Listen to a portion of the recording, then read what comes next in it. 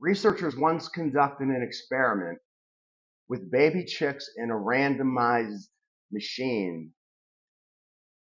Baby chicks imprinted onto the randomized robot machine that was just supposed to move around in a certain area just for no reason, just random. And then the baby chicks being imprinted on them were put over in another, on one side, like in a different corner. And the randomized machine actually was drawn to the baby chicks and kind of stayed in that vicinity of them instead of going around randomly like it was created to, like it was programmed to. So the intention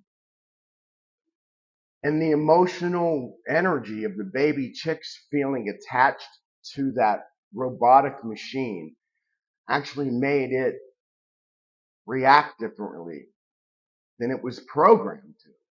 And it's just a machine. So if the love and the emotions and the feelings of baby chicks needing that machine as if it was their mother was able to control that machine and draw it to them, how much more can we as children of the creator, of source, of being fractals of God, draw things to us, draw source to us and everything that comes with source, abundance, love, peace, joy, relationships, everything we could ever possibly want. So yeah, this little experiment showed that the influence and the intention and the emotional energy affected the behavior of this randomized machine. That's amazing. And that's encouraging for us. You know, sometimes this isn't talked about quite enough, but the motives that we have behind the methods of manifestation that we may use. I know some people don't use any methods at all. They just try to keep a high vibe and stay one with source, and that's great. But a lot of us do use meditation, visualization, scripting, vision boards, all that kind of stuff.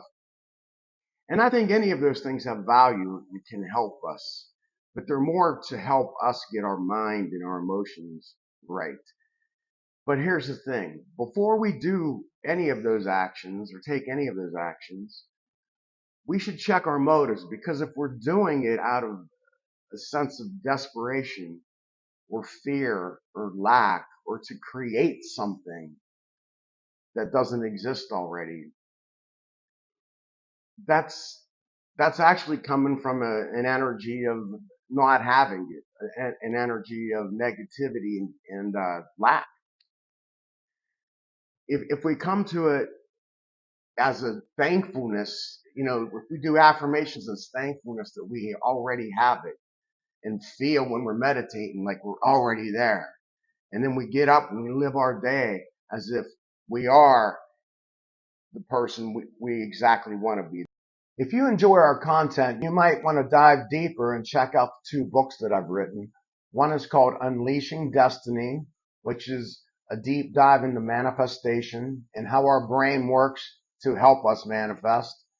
And there's also Believe the Best About Yourself and Your Life, a guide to living beyond childhood trauma, that we behave as the person that we were always meant to be, that we think and, and feel as if all of our dreams have already occurred, that they already happened and we're living in them. Does that mean we have to be all ecstatic? Yeah, we can feel grateful and all that, but you know what else too? The longer you have something in your life, like if you do accomplish having a certain amount of money or a certain relationship, there's just a peace about it. It's not some ecstatic energy where you're just like, ah. It's like you find this peace and you know that it's yours. It's a knowing. It's a knowing that it's yours before it even is shown to you in the 3D world.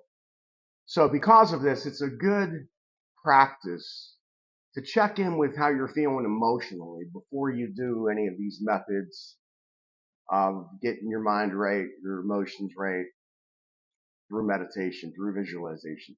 See if you're doing it.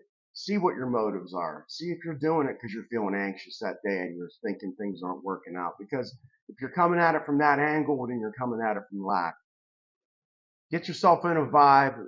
Get your vagus nerve relaxed, nervous system relaxed, and really tap into that belief. Tap into the knowingness that it is yours. Dr. Joe Dispenza teaches our personality creates our personal reality, meaning that our habitual thoughts, our habitual emotions, our habitual behaviors, day in and day out, are the things that will create the life around us, the 3D world around us. So it's really important to recognize that we need to be aware of those things. We need to be aware of our thoughts and emotions because they do end up usually leading to certain behaviors, whether that's a bad habit, a bad attitude, whatever it is. So by staying aware of these things, we can subtly, gently catch them, catch ourselves going there, and let it be for a minute. Notice it. Don't run from it and go, no, I can't think of that. Like don't chase it off like you're afraid of that thought or that emotion. Rest with it for a moment and then choose a different intention. Put your attention somewhere else. Because our energy goes where our attention goes. So set your attention somewhere else and your energy will go to a better place, a better feeling state of emotion, and a better pattern of thoughts to build upon those emotions. And look, none of us is perfect, so nobody's going to get this right 100% of the time, all day long, every day. And that's okay. Being aware of the fact of what's going on inside you emotionally, mentally, and paying attention to your behaviors, how you're reacting and responding to other people. That's 90% of the battle. Is just being awake and aware and noticing it. Because when we see ourselves doing and thinking certain things that we don't like, we're not going to want to stay there. So we're going to want to take steps and change those thoughts, change those behaviors. And remember, source is always solution oriented. When we align ourselves with the creator of heaven and earth and all that is seen and unseen, everything that's created, and we're co-creators with them, the divine. When we believe that and know that and walk in that, nothing can stop us. Fear, worry, and doubt just dissolve.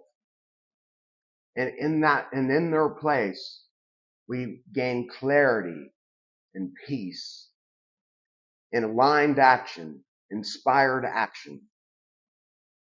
And those are the things that are going to change our lives.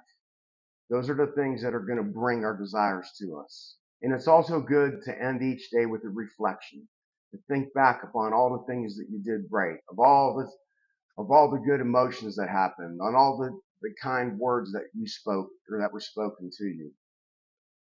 And yeah, you're going to probably remember some of the bad things too. Notice them, check them off. I could do that better tomorrow. But don't dwell on it. Don't beat yourself up. That never does any good. Focus on the good. Focus on your progress. And each day, walk in the version of you that you are meant to be. All right. Thanks so much for watching.